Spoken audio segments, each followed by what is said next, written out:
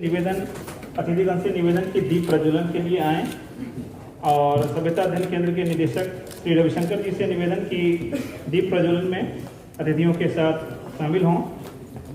श्री रविशंकर जी,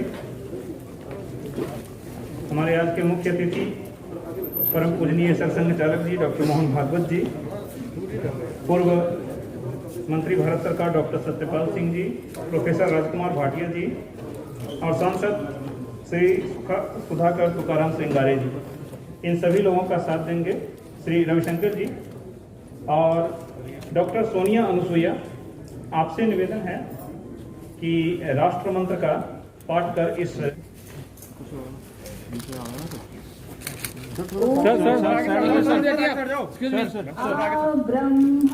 ब्राह्मणो ब्रह्मवर्चसि जायताम् आराष्ट्रे राजन्यः शूरैषव्योऽति व्याधि महारथो जायताम् दोग्ध्रीधेनुर्वोढा नड्वानाशुः सप्तिः पुरन् धीर्योषा जिष्णोरथेष्ठः सभेयो युवास्य यजमानस्य वीरो जायताम् निकामे नः पर्जन्यो वर्षतु फलवत्यो न ओषधयः पच्यन्ताम् योगक्षेमो नः कल्पताम्।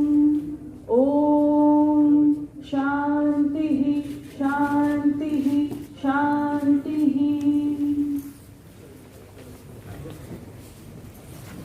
बहुत बहुत धन्यवाद डॉक्टर। हमारे सम्मानित अतिथिगण इसका लोकार्पण अभी करेंगे। ऐतिहासिक कालगणना एक भारतीय विवेचन, सभ्यता अध्ययन केंद्र की यह तीसरी पुस्तक आप सभी लोगों के समक्ष उपस्थित है। हमारे गणमान्य अतिथिगण इसका लोकार्पण कर रहे हैं। यह पुस्तक आप अमेजॉन से ऑनलाइन भी खरीद सकते हैं।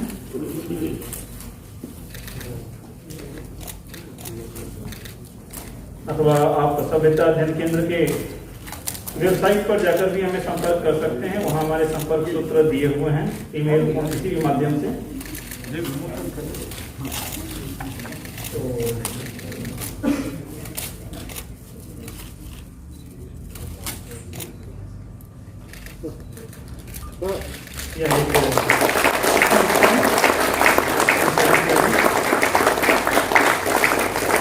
बहुत बहुत धन्यवाद हमारे सम्मानित अतिथियों का।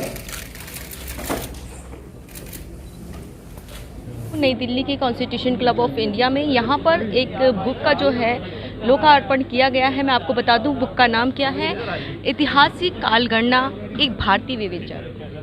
इसके लेखक मेरे साथ हैं, उनका नाम है रवि शंकर जी। सर, आपने ये बुक जो है लिखी है, आपको क्यों लगा कि यही नाम देना चाहिए और इसी पे आपको लिखनी चाहिए? दरअसल ये काल गणना से संबंधित है। काल मतलब हमारा जो कोई भी इतिहास होता है ना, काल को ही हम जानने की कोशिश कर रहे होते हैं। तो पीछे पहले क्या हुआ था, अभी क्या चल रहा है, आगे क्या होगा, यही काल है।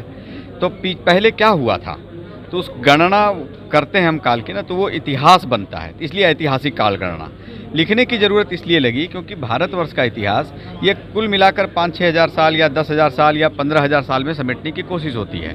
जो हमारे बच्चों को पढ़ाया जा रहा है वो कुछ ही हज़ार साल का इतिहास पढ़ाया जा रहा है। 4 BC में वो सिंधु घाटी सभ्यता पढ़ाते हैं, जबकि हम पढ़ते हैं कि हमारे वेद जो हैं 1,96,08,53,122 वर्ष पहले की रचना हैं, रचना नहीं है, प्रकट हुए।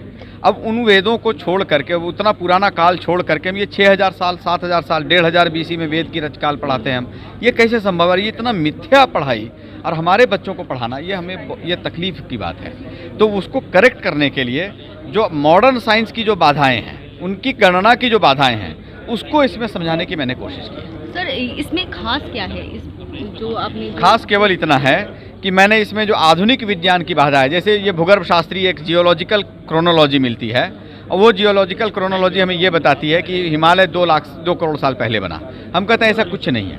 वो पेंजिया की कल्पना करते हैं। फिर वो बताते हैं कि भूगर्भ शास्त्र के अनुसार 15,000 साल पहले तो विकसित मानव ही नहीं था, जीवाश्मों की जो उन्होंने खोज की है उससे। तो वो हमने ये दिखाने की कोशिश की है कि उनका जो ये सारा जो खोज है ये अभी बहुत ही अविकसित अवस्था में है, जैसे कि एकदम भ्रूणावस्था नहीं कहते हैं, अभी कुछ भी पक्का नहीं हुआ है, अभी पूरी दुनिया उन्होंने खोदी नहीं, सारे जीवाश्म मिले नहीं, बहुत ही लिमिट मतलब इतने छिछले प्रमाण हैं, उसके आधार पे आप पूरा इतिहास पढ़ाएंगे ये गलत है। इसके मैंने एक समालोचना करने का प्रयास किया है। कितने समय लगा सर आपको? अब ये अध्ययन तो बहुत लंबे समय का है, लेकिन ये 2 साल लगभग लगा इसको लिखने में। अगर इसने किसी ने इस पे विरोध किया तो फिर आप क्या करेंगे? लगता है आपको नहीं, कि विरोध करेंगे? तो कर ही सकते हैं, विरोध करने के लिए हर कोई स्वतंत्र है, करना भी चाहिए। जब वो विरोध करेंगे तो मैं उसको और विचार करूंगा कि वो कितना तथ्यपरक विरोध होना चाहिए ना, केवल इसलिए कि नहीं इसमें मैं तो नहीं मानता जी, ये केवल नहीं मानता जी से कहने से तो नहीं चलेगा। देखिए 7 पास्टर थे ईसाइयों के, उनसे मेरी चर्चा हो रही थी। 7 पास्टर थे, एक साथ बैठे थे, बाइबिल लेकर बैठे थे, और एक प्रश्न का उत्तर नहीं दे पाने के बाद भी, एक भी प्रश्न का उत्तर वो नहीं दे पाए। लास्ट में उन्होंने क्या कहा, ये आप मानते हैं, ये हम नहीं मानते हैं। तो यदि इतिहास भी हम ऐसे पढ़ाएंगे कि हम ये मानते हैं और आप वो मानते हैं, तो फिर तो इतिहास नहीं चलेगा ना। तर्क लेकर आए, तथ्य लेकर आए, बिल्कुल विचार करेंगे, उस पर और अध्ययन करेंगे। इसका कीमत क्या रखा है आपने? कीमत 240 रुपये है, लेकिन अभी वो 120 रुपये में उपलब्ध है। अमेजन पर जाएगी तो अमेजन फिर देखेंगे वो कितने में जाएगी। ठीक है सर, बात करने के लिए धन्यवाद।